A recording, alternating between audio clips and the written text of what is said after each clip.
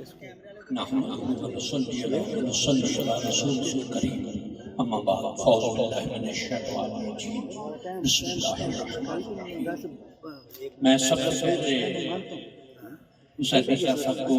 مبارکباد پیش کروں گا کہ انہوں نے اس ایک خوبصورت موقع پر خوبصورت گلدستہ سجایا ہے کہ جس میں اچ جس کا نام ہی اچ ہے، اس اچ کی ایک اونچی شخصیت اور باقی حضرات بھی تشریف فرما ہے۔ میں پہلے سب سے ایک کبھی پہلے میرے آتے ہوئے تقریر ایک ہو رہی تھی، اس میں مولا علی کا تذکرہ تھا اور اہل بیت اطہار کے ایام منانا۔ میں آپ دوستوں کو ایک پیغام دینا چاہتا ہوں اس حوالے سے۔ ایک چیز یاد رکھیے، اہل بیت اطہار ان کی یاد منانا، ان کے دن منانا، یہ اس مالک تعالیٰ کی بارگاہ میں ایک شکر کا انداز ہے کہ اس نے ہمیں ایسی ذاتوں کے ساتھ، ایسی شخصیات کے ساتھ نسبت عطا کی۔ ہمارے ہاں اب یہ کچھ پچھلے 40-50 سال سے، اس سے پہلے کی بھی باتیں کچھ یاد ہیں کہ ہم لوگ اپنے بچپن میں جلوس دیکھنے بھی جاتے تھے اور باقی اس طرح کی چیزیں بھی دیکھتے تھے، لیکن اب ایک معاملہ بن گیا ہے کہ شیعہ کی مخالفت میں ہم نے اہل بیت اطہار کا نام لینا چھوڑ دیا۔ کسی کا کیا نظریہ ہے، کسی کی کیا سوچ ہے، کسی کے کیا الفاظ ہیں، اس سے مجھے غرض نہیں۔ میری غرض مولا کائنات سے، امام حسن حسین سے، ان کی اولاد سے، باقی تمام لوگوں سے ہے۔ میرے لیے ان کی یاد منانا، ان کا ذکر کرنا، ان کا ذکر سننا، ان کی یاد میں بیٹھنا، ان کے ایام منانا، یہ میرے لیے، میری اولاد کے لیے، میری آنے والی نسلوں کے لیے خیر اور برکت کی بات ہے۔ اس کو ایک دو چیزیں دیکھیے، میں مثلاً 22 رجب کی نیاز، عرف عام میں جنہیں کنڈے کہا جاتا ہے، میں نے دیکھا، اپنے بچپن سے دیکھا، اپنے والد کو دیکھا، اپنے گھر میں دیکھا۔ اب اس کو یہ بات کہی جا رہی ہے کہ کیا یہ امام جعفر صادق کی نیاد ہے یا فلاں کے مرنے کی خوشی ہے۔ مجھے ایک شخص نے اعتراض کیا ہے، میں نے کہا کہ جو کسی کے مرنے کی خوشی مناتا ہے، میری طرف سے 1 کروڑ لعنت ہے اس پر، میں تو امام جعفر صادق کا دن مناتا ہوں کہ کس طرح سے میں نے جس طرح سے دیکھا میں اسی طرح سے مناتا ہوں۔ واہ واہ، اور شکر ہے میں اللہ کی بارگاہ میں یہ استدا کہ میری اولاد کو، میری آنے والی نسلوں کو یہ توفیق ملتی رہے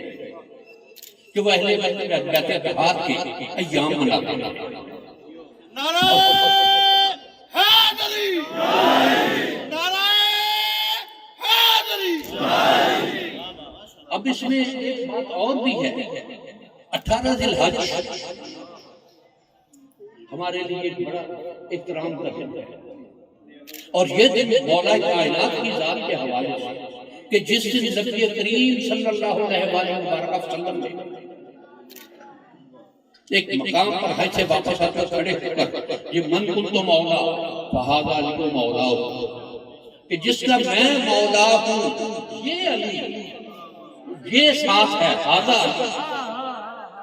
یہ علی، اور کوئی علی کسی کو نہ جانے، کسی علی کا نام نہ لے، کسی علی کو نہ دیکھے، کسی علی کو نہ جانے، یہ علی جو ہے یہ اس کا مولا ہے۔ سبحان اللہ، نعرہ حیدری، جیوے جیوے مرشد جیوے، جیوے جیوے مرشد جیوے، جیوے جیوے مرشد جیوے۔ آج کے اس دور میں جو ایام ہیں، اب یکم محرم پر بھی کرنے کی کوشش ہے کہ وہ دن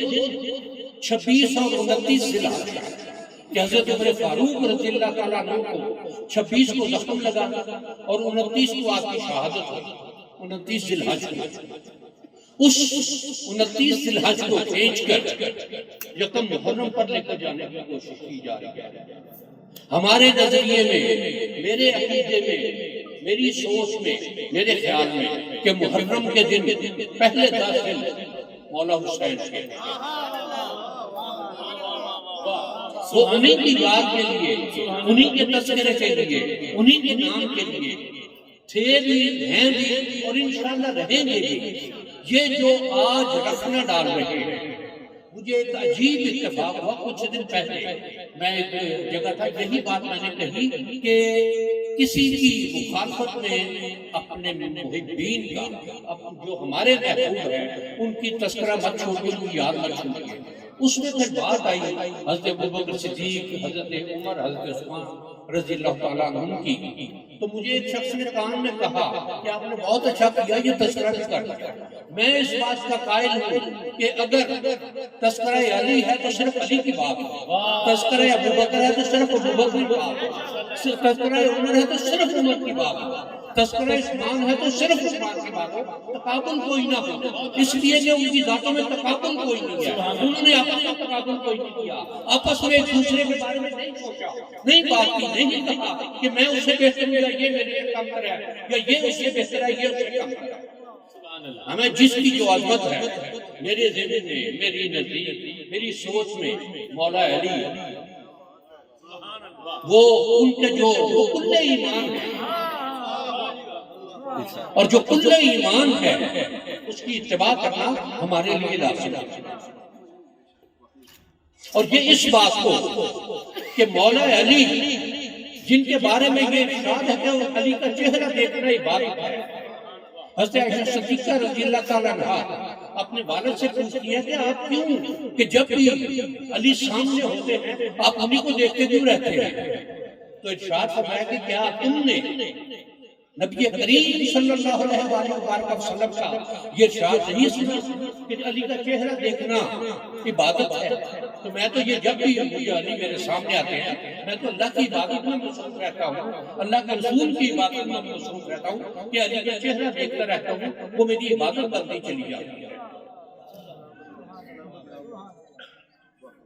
علی والے ہونا یہ ایمان کی علامت ہے۔ اور ایک موقع پر جب مدینہ منورہ میں بہت لوگ آ گئے تو کسی نے پوچھا کہ ہم کیسے یہ اندازہ کریں کہ کون مومن ہے اور کون منافق ہے؟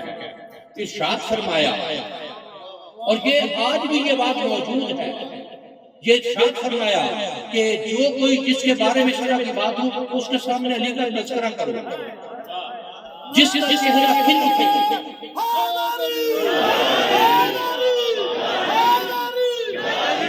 جس کا چہرہ خوشی سے کھل اٹھے وہ مومن ہے، اور جس کے چہرے پر انقباض آئے اس کو سمجھو کہ وہ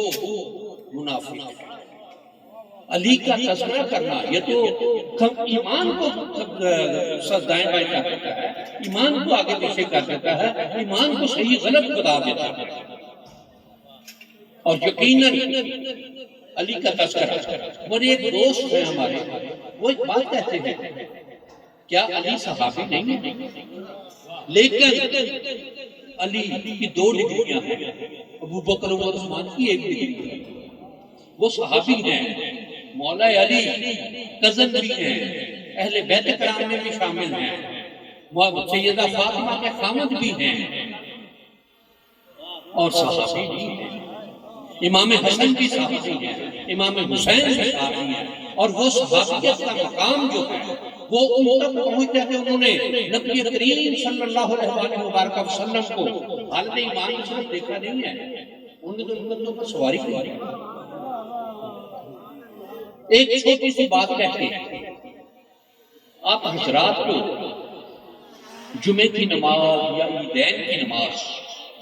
اس میں درمیان میں خطبہ ہوتا ہے اور امام کچھ دیر کے لیے نیچے بیٹھ جاتا ہے، کیا پتا ہے آپ لوگوں کو کہ یہ کیا معاملہ ہے؟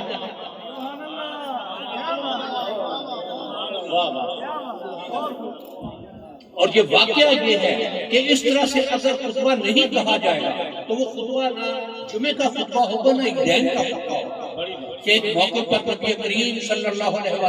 وسلم خطبہ ارشاد فرما رہے تھے، امام حسن مصطفیٰ علیہ السلام آئے، آپ ذرا سا لڑکھڑائے،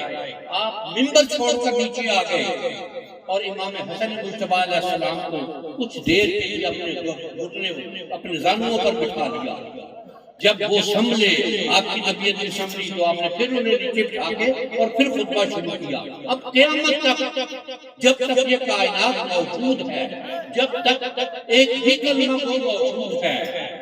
اس وقت تک جمعے کی نماز ہو یا عیدین، جب تک خطبے میں درمیان میں وقفہ نہیں ہوگا، خطبہ مکمل نہیں ہوگا، اور یہ سنت ہے امام حسن علیہ السلام۔ سبحان اللہ، سبحان اللہ۔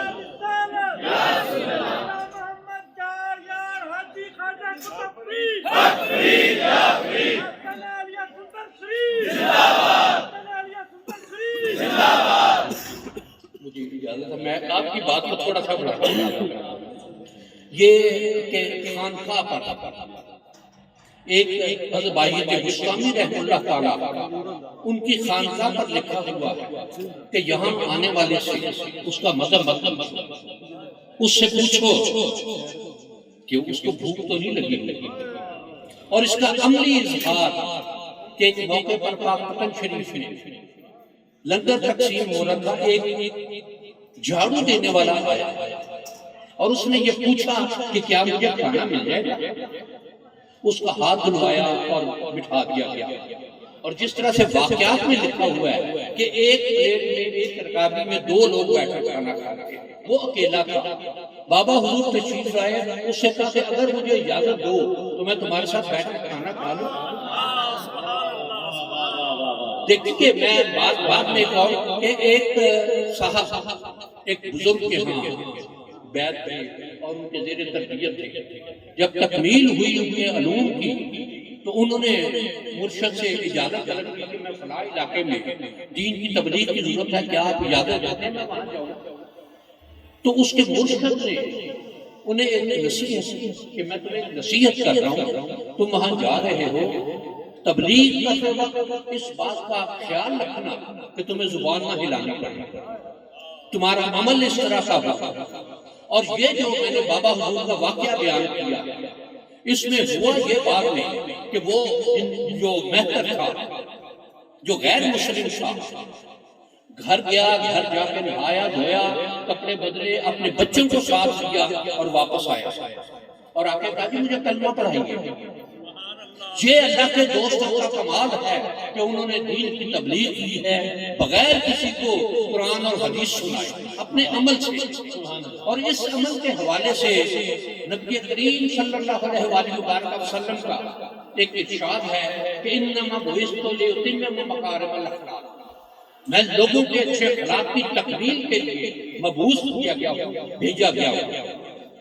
اور میں اس میں ایک پیغام دے کے میں اپنی بات ختم کرتا ہوں کہ ہمیں اپنے اندرون میں یہ بات سوچنی چاہیے کہ کیا ہم نعرے لگاتے ہیں موت بھی قبول ہے، کیا ہم اس محبت کا حق ادا کر رہے ہیں، کیا ہم اس